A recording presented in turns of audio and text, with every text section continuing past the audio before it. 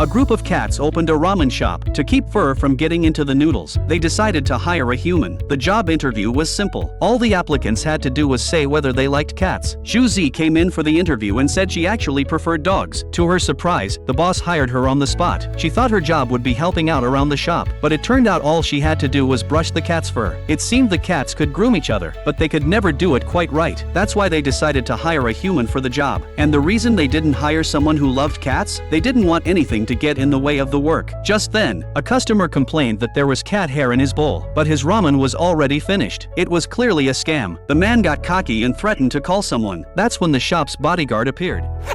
お客様、なんちゃいボケ。お客様、どうかされましたか?